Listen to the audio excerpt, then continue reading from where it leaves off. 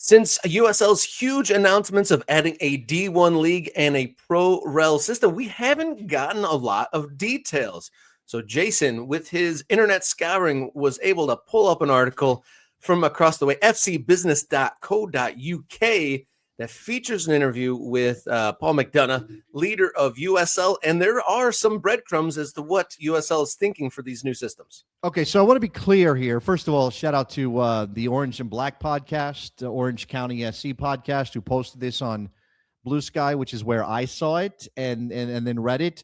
I'm not sure. When you read the piece, it's unclear where these quotes are coming from. They're not saying we talked to Paul McDonough, we talked to Tony Scholes, but both those gentlemen are referenced. Obviously, Tony Scholes is the guy that's been brought in from the UK to run things for the USL as they move to D1 and Pro Rel. But there's a couple of items here, things to pull out that I think are fascinating. So this says, importantly, clubs cannot be relegated below League One. Still, the USL insists the system must be authentic. Quote, if we did one up and one down in a 20-team league, that's not promotion and relegation. This is from Paul McDonough. The league is actively debating models. 2 up, 2 down, 2 automatic plus a playoff like the Bundesliga or other variations, but the goal remains the same, jeopardy at both ends of the table and meaningful matches every week. I don't know that this is brand new to everybody when we talk about this, but since we've been doing this for about 7 and 8 months now, Rob, I think this is something we can maybe look at a little bit. Now, again, when Paul McDonough says 1 up and 1 down is not promotion and relegation, he doesn't mean technically speaking it's not promotion and relegation, because of course it is. What he means is it doesn't create enough jeopardy. It doesn't create enough drama. It doesn't create enough fraught moments for the league in terms of the promotion part from the lower league or the relegation part from the higher league. And so you have to it can't be 5. That's too many. And 3 has been traditional. So what will they do? Is it 2? Is it 3? And again, some of this is balancing out what clubs are willing to take on as risk. Yeah.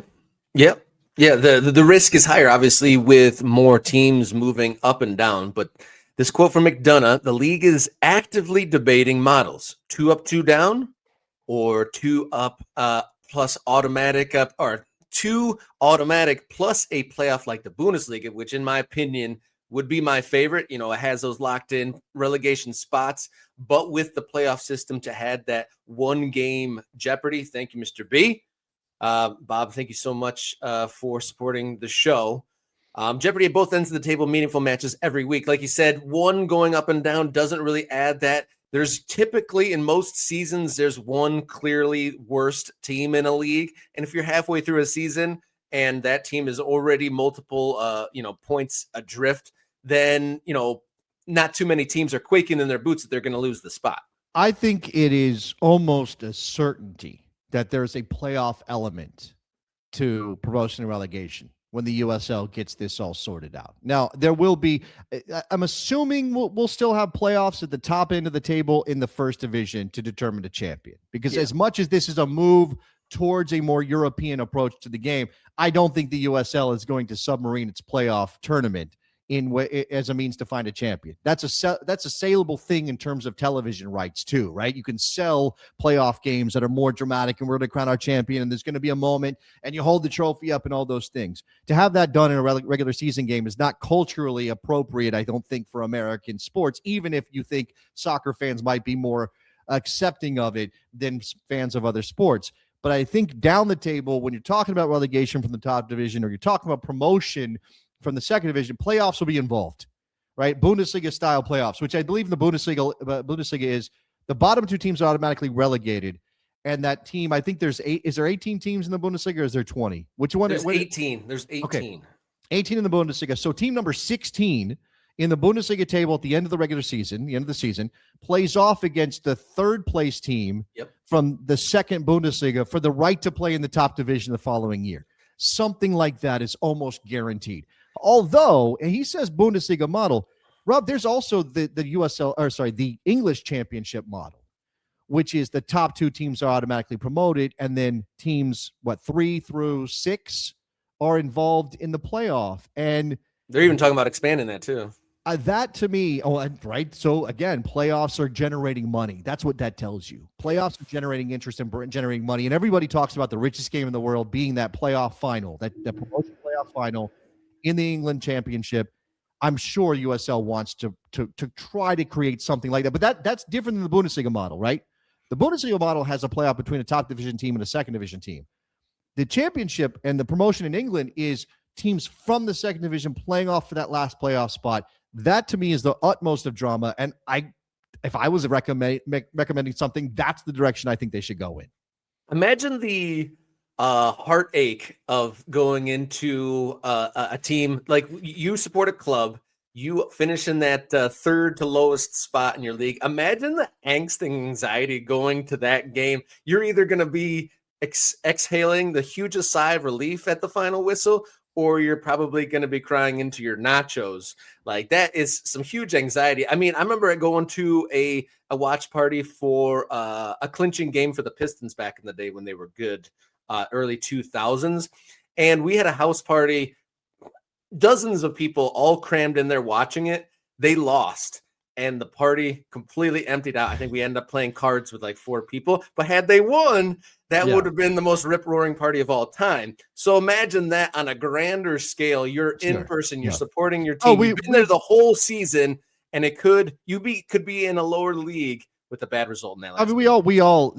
I mean, you know, obviously in football and soccer, in the rest of the world, most of the world, the tension comes in, you know, a knockout game in the Champions League. Right. Or in the case of a 2-legged tie, you're talking about the second game and the scoreline, you're watching it, and the drama of that. Obviously, World Cup, knockout stages, things like that.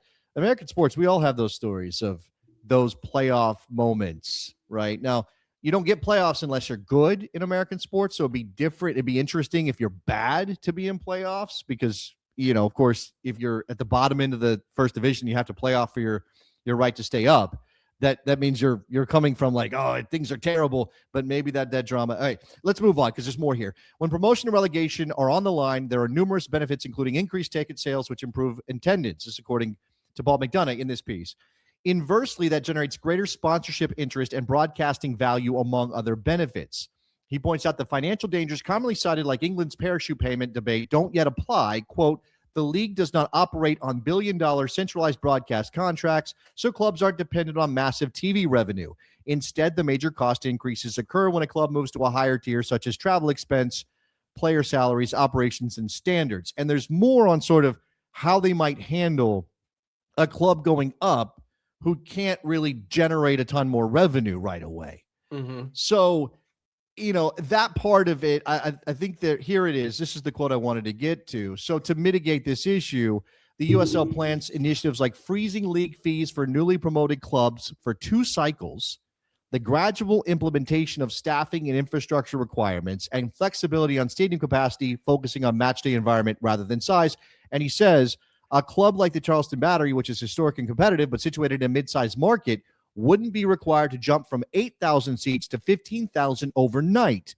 As in Europe, sporting achievement should come first and financial evolution can follow responsibly. I have no problem with that idea of you shouldn't require a club to suddenly fix a seat deficit for a higher division overnight, because what kind of capital cost is that for a club like Charleston, who might not have access to that money? And you certainly don't want these clubs to be loaded up with debt the way that has happened in a lot of English clubs, Rob. But then the question is, how does this jive with professional league standards, which we really don't know? Yeah, that's a whole nother kettle of fish. And that's why part of this conversation and getting these breadcrumbs is so important, because we assume that USL officials are talking with the Federation on PLS, either waivers or amendments or some sort of a customization of those PLS to accommodate the mobility of a pro rel system. And that's an interesting point, talking about the Charleston Battery, an established team that's already there. I mean, even if they do get promoted to the first division of USL, will that many more people in Charleston be interested in going to games? Like, you know, I don't know their average attendance in the current last couple of years, but say they're selling 8,000 per game. Would a promotion necessarily bring in 3,000-5,000 more people? And it's interesting that they note the parachute payment gap, because even England, which is almost like the standard bearer in some ways for a lot of these people who are trying to, sort out a new system here, make something from nothing, is the parachute system over there is out of hand. When they created it, there was like a $30 million gap between the bottom of the Premier League and the top of the Championship. And that's like into the billions now. So that is untenable. And hopefully once they do come to some resolution, that they'll be able to scale the arrangement if there is a big TV deal that comes into play. Let me bring in this comment from Riverside Grove, who is an ultra. Be like Riverside Grove. This point USL makes about TV money is the best argument in favor of pro rel. The consequences just aren't that severe. The responsibility is still on the club to put butts in seats like it always has. Now, this cuts two ways, though. Yes, USL is not dependent on television revenue. These clubs aren't dependent on television revenue. And if there are going concerns and they're relatively stable, although I think there's always a question, then you can say, well, they're not. If they go down a division, it's not the end of the world because they're not losing a bunch of television revenue, and they can maybe handle that. But we have heard many people tell us, many people say, my fans don't care what league we're in, right? So if the fans don't care what league you're in, is there automatically going to be in terms of what Paul McDonough is saying, you're going to see that increase in revenue when you have to talk about travel cost and player salaries. That's going to come through, more people are going to buy tickets because you went up a division, or more sponsors will come through the door because you went up a division. And maybe fans are different from sponsors, but the sponsors are going to respond to what the fans are doing because that's why you're there. You're there to reach the fans. You're there to reach the people who care about the team. That's why it's worth your spend as a sponsor. Are we going to imagine that if people keep saying league doesn't matter, that it will? In terms of the bottom line of these clubs? I mean, I'm not saying it's nonsense. I'm saying I don't know. I think there's a lot of unknowns here. Yeah, there certainly is. I mean, they're trying to create a system, midstream, so to speak. So definitely unlimited amount of challenges are facing the league in this situation. I think it's right to say, as George does, the fans don't care about which league because it's mostly relevant. When you create the system, when you throw this structure on top of what already exists, right? Fans don't care about league right now. And this has come from, oftentimes it comes from owners of high amateur clubs, NPSL clubs, League for Clubs owners, things like that, right? Who are saying, or in the case of, USL Championship to League One, does it matter that much? If Pro Rel is on the table, does that suddenly change the calculation for the fans? Are they suddenly thinking, I do care what league we're in because it represents success for my club if we go from League One to the USL Championship, or from the Championship to Division One? That is, I think, an interesting part of this. See, we're in this early state for a lot of teams. The example at hand is Charleston. So it's hard to say, if they suddenly are in Major League Soccer. There was a comment I put on screen just now that, if Charleston went up, there would be insane hype. True. I mean, just like in Detroit, when Columbus came in for one game, there was some hype. So, I mean, to certain people, maybe that makes a difference, but I think anyone likes success. So if moving to a different league means, this team is on a tear, let's go check them out. Because American sports fans, I know here in Detroit, attention comes and goes on whatever team is doing well at the time. So, so Detroit City, great story within its niche, is huge, but mainstream has only just peaked in there with these very minimal times. And I say they go on a tear, win the championship, move up to the first division. I think maybe they maybe. But I do think there's a limit on that because USL doesn't have access to the most visible, richest league in the country, right? So, and this is not to say USL shouldn't do this or that their Pro Rel plan is wrong. I get it. I understand it. And I actually do think it's worth a shot. But, you're talking about people will start getting excited. The local news will start to care. It'll start to get a buzz. It'll break out of the soccer bubble. That might be true on some level, but again, there's a ceiling because it's not like winning the first division gets you into MLS or winning the championship gets you into MLS, right? It gets you into the USL first division, which for a lot of people is still going to feel like not quite an achievement, right? Again, I think this is all meant to say, while there are some limits on this, you still do it, right? While you recognize, let's not overstate what this might mean.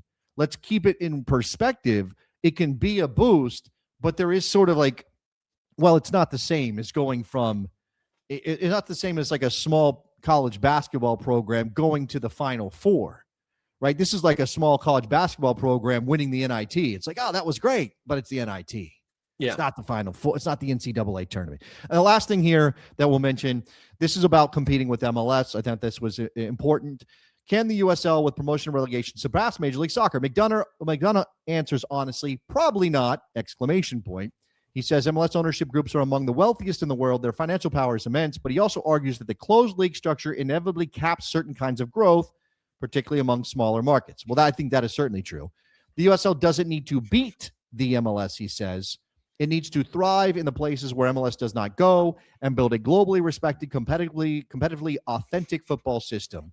With Tony's appointment, Tony Scholes, the new investment, and the launch of a D1, we're making a statement of intent. The league is carving out its own identity, its own future. Again, I think there's reasons to look at this cynically and see it as a sort of play on the part of USL that isn't necessarily only about the soccer. But again, if you are trying to differentiate yourself, if you've been banging your head against the brick wall, that is being lower division in America, where lower division in America is always fraught, I see no problem with taking this shot. Yeah, and I mean, I don't want American soccer to turn into a system like they have in baseball or in hockey, where teams from smaller towns become the feeder to the big league team.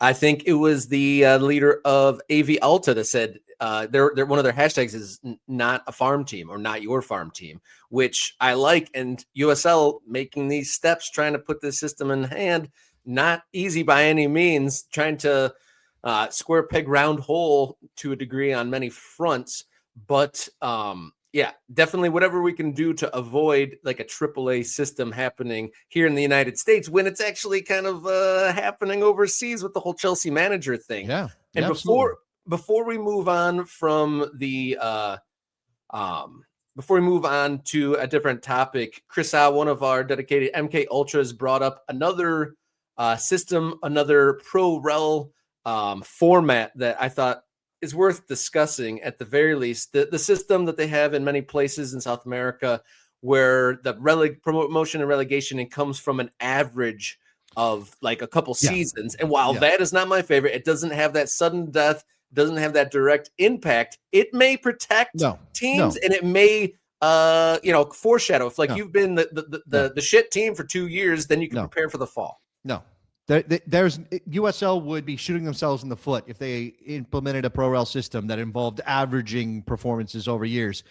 Everybody in Mexico hated that system because it was entirely made to protect the big clubs. Now, Mexico also does Apertura Clausura, and there's always a chance that over 17 games you have a really bad season and that impacts your number. And oh my God, if Chivas went down, what would that mean for Mexican football? And I kind of get it, but it does speak to the entrenched power that exists in the big clubs in Mexico. And I don't think, and while USL doesn't have that kind of power imbalance and there's not like big clubs versus smaller clubs, I don't think that creates the jeopardy that Paul McDonough is talking about. I think it would be terrible, just flat out terrible. Good conversation here this morning. Thank you, MK Ultras, for chiming in. Thank you to Bob for throwing in those super thanks and super chat things. Appreciate that greatly.